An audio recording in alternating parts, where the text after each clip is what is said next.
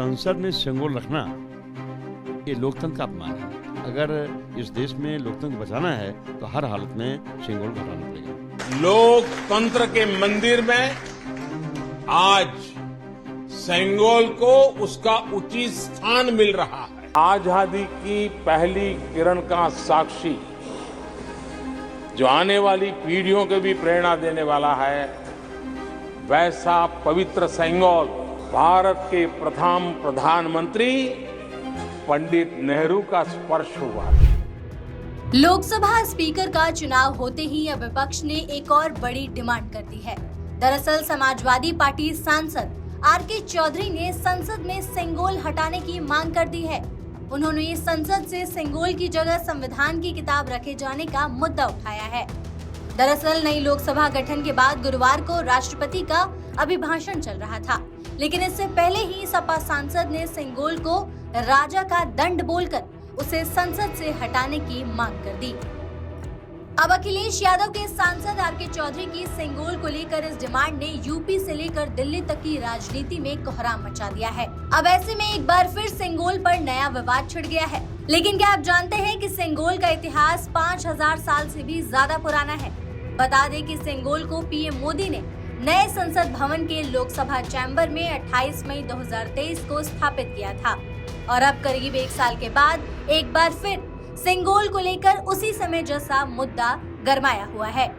सिंगोल शब्द एक तमिल शब्द से आया है जिसका अर्थ है सिम्मई यानी नीति परायणता, यानी सिंगोल को धारण करने वाले पर यह विश्वास किया जाता है कि वो नीतियों का पालन करेगा। अब आपको सिंगोल के 5000 साल पुराने इतिहास के बारे में बताते हैं। बता दें, सिंगोल एक राजदंड होता है। ये उसे दिया जाता है जिससे न्यायपूर्ण और निष्पक्ष शासन प्रदान करने की अपेक्षा की जाती है। सिंगोल के सूत्र चोल राज शासन से जुड़ते हैं, जहां पूर्व राजा नए बने राजा को सिंगोल सौंपते थे। ये सिंगोल राज्य का उत्तराधिकारी सौंपे जाने का जीता जागता प्रमाण होता था और राज्य को न्यायोचित तरीके से चलाने का निर्देश भी। एक रिपोर्ट के मुताबिक राजदंड का प्रयोग मौर्य साम्राज्य, चोल साम्राज्य के अलावा गुप्त साम्राज्य और विजयनगर साम्राज्य में भी किया गया है। इतना ही नहीं, सिंगोल के तार तो पंडित जवाहरलाल नेहरू से भी जुड़े हुए हैं। इलाहाबाद संग्रहालय में दुर्लभ कला संग्रह के तौर पर रखी गोल्डन स्टिक को अब तक नेहरू की सोने की छड़ी के रूप में जाना जाता रहा है। लेकिन आजाद भारत में भी सिंगोल का बहुत बड़ा महत्व रहा है। 14 अगस्त 1947 में जब भारत की सत्ता का ट्रांसफर हुआ तो वो इसी सिंगोल द्वारा हुआ था।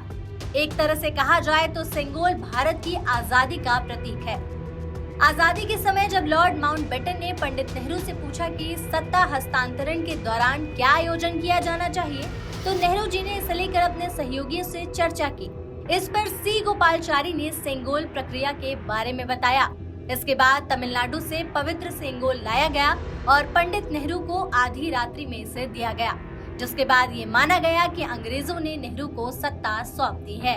आपको सिंगोल की खासियत के बारे में भी बताते हैं। 5 फीट की लंबाई वाले चांदी से बने सिंगोल पर सोने की परत चढ़ाई गई है और सिंगोल के सबसे ऊपर बैठे हैं नंदी, जिनकी प्रतिमा स्थापित है।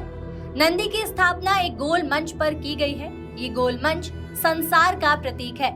सिंगोल की लंबाई का भी काफी खास महत्व है। ये 5 फीट की एक छड़ी नुमा संरचना है। इसे अगर हाथ में सीधा पकड़ा जाए तो ये मनुष्य की औसत ऊंचाई के बराबर है, जो दिखाता है कि सभी नागरिक एक समान हैं और इनमें जाति, वेश, भाषा, धर्म, पंथ के आधार पर कोई अंतर नहीं है। सिंगोल में गोल हिस्से की सामने वाली चौड़ी पट्टी पर देवी लक्ष्मी की आकृति नक्काशी के जरिए उकेरी गई है। देवी लक्ष्मी के आसपास हरियाली के तौर पर फूल पत्तियां, बेल बूटे उकेरे गए हैं, जो कि राज्य की कृषि संपदा का प्रतीक है। अब ऐसे में सिंगोल पर छिड़ी इस नई बहस पर आपकी क्या राय है, हमें कमेंट सेक्शन में जरूर बताएं।